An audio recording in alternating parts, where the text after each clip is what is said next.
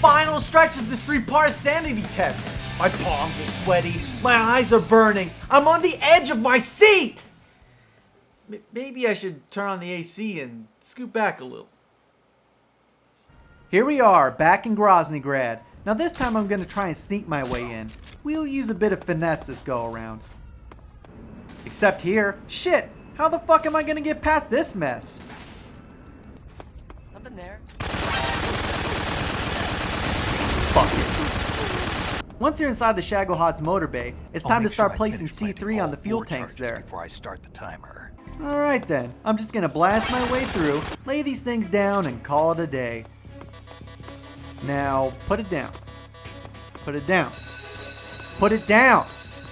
Are you kidding me? You're telling me I can't put an explosive down if I'm spotted, but I can body slam frogs on the top of a fucking mountain? Whatever. After Snake is finished playing the C3, he's greeted by Colonel Volgin and Ocelot, who just got finished beating up Eva. The boss didn't want Snake to feel left out, so she beats his ass too for the... I've lost count how many times.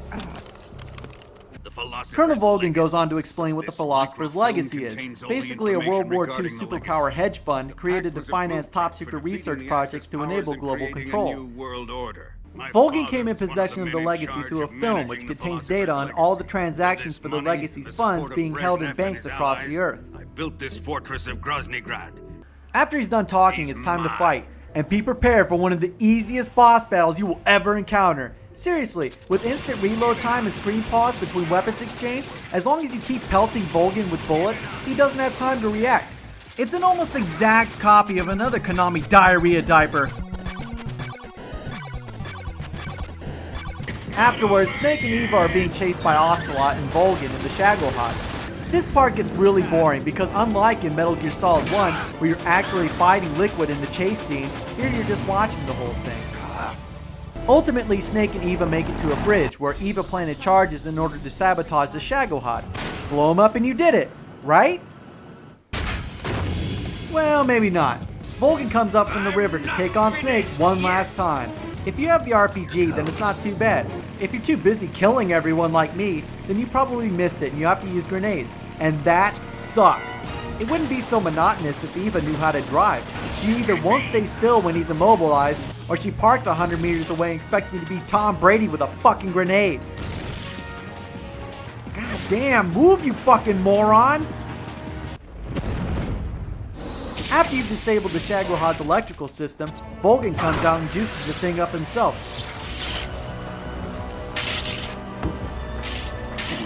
So you've got to beat him all over again. This time it's easy though. They give you the RPG for free, so all you have to do is RPG the treads and then shoot Volgin with the machine gun. Again, cheese factor here because he can't react fast enough. This dude has got to be one of the shittiest bosses of all time. As soon as he's dead, it's time for another chase scene, shooting rival motorcyclists and flying segways. After outrunning your pursuers, Eva hits a log that sends you both flying, and Eva's left with mortal wounds that turn out to not be so mortal after all, because the plot still needs her. I can't fly the wig by myself. Anyway, you bandage up, and Snake and Eva head to the wig. It's almost tragic. Once you're there, it's time to face the final boss. The boss. But with the end of the Second World War, and time for another monologue. I mean, son of a bitch! The world was torn apart. When you get down to fighting, it's actually quite an invigorating boss battle. You have to use a combination of hand-to-hand and shooting her, because if you just try to shoot her, she dodges everything. I got a little carried away there. Sometimes I get excited when I find a piece of chocolate in a mound of shit. Snake! What the Wait, hell? who's that talking? Snake! Is that Snake! Hal Emmerich? Now I'm Metal Gear Solid 2 confused. That's not Sigint, and there's no way that's Major Zero. But how is that Hal Emmerich if he's not even born yet? Is it his dad? How does Big Boss know Hal's dad? Is there a secret part of the game where you become buddies? How would that even be relevant? When she's defeated, the boss tells Snake to kill her to complete the everlasting cycle of soldiery. We get a heart-wrenching, gut-wrenching, shit-wrenching moment, and then he hops aboard the Wig Express to go home. Or does he? Why couldn't Kojima make this bastard explode? Ocelot. It may seem like I'm treading old ground here, but I really hate the everlasting motherfucking dog fuck out of this guy. Now, I have nothing against gay people at all, but if one of your main characters isn't gay at the beginning of the series, don't make him gay later on. And don't even try to tell me he's straight. He's more obvious than He-Man singing Four Non Blonde. And so I cry sometimes when I'm lying in bed just to get it all out what's in my head. And I feel it, a little peculiar.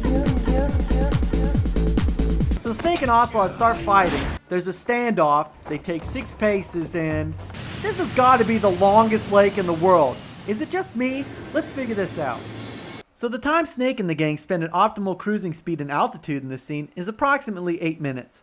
This is a Type C wig craft that looks similar to the AFD Airfish 8, which has a cruise speed of 160 knots. We'll lower that to 130 knots to make our math a bit more simple. Now let's say that their altitude is about 25 feet, which makes the distance to the horizon from their vantage point about 6.6 miles. And if we take our cruise speed and divide that by our flight time, we get 20 miles of distance traveled. During the scene, we can see the shoreline clear as day, which means that it has to be within 6 or 7 miles from the very beginning. So by careful analysis of our statistical data, we can come to the logical conclusion that this game is fucking stupid. Well, Ocelot gets ground up into the engine propeller. I wish. Snake helps Eva pull up the plane so they don't crash. Snake and Eva get it on. She steals the Philosopher's Legacy. Snake is promoted to Big Boss or Bigger Boss or whatever the fuck. And then he tells Henry Kissinger in not so many words to eat his tiny dick. And that brings us to the end of our tale. There are a lot of little Kojima holdovers that I thought were kind of cool. Like at the end of the credits when Ocelot tells the Patriots that he has the actual legacy and the one that Eva stole was a fake. An uproar right about now. They have no idea that I've been triple crossing them. Oh, that's so cheesy though. Triple cross. Well, who's quadruple crossing that? I know. Volgan came back from the dead and he's pentuple crossing them all by blasting the Shagohod off to the moon so he can build a nuclear fortress to attack the Earth. There's also a neat little bit where Paramedic talks to Snake about classic horror and monster movies. She mentions invasion of the Body Snatchers, the Blob, the creature from the Black Lagoon, and even finds a way to fit Godzilla in there too. He grows to an enormous size in a nuclear test and goes on a rampage in Tokyo. Maybe that's why my pants have been so tight lately. Wait. Snake, it's a movie, No. not a report out of Los Alamos. Maybe that's why my pants have been so tight lately.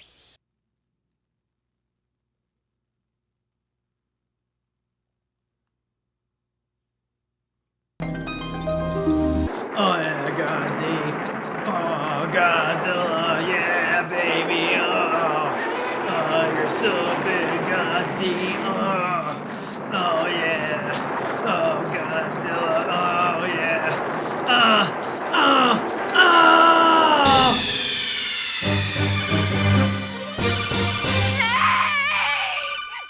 So honestly, the game is not as bad as I remember. The story is satisfying, and the character modeling and design is great for a game that was made on the PS2.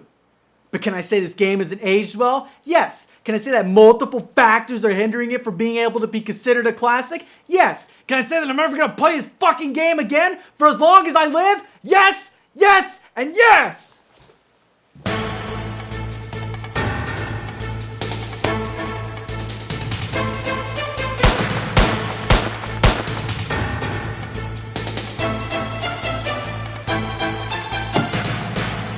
Huh.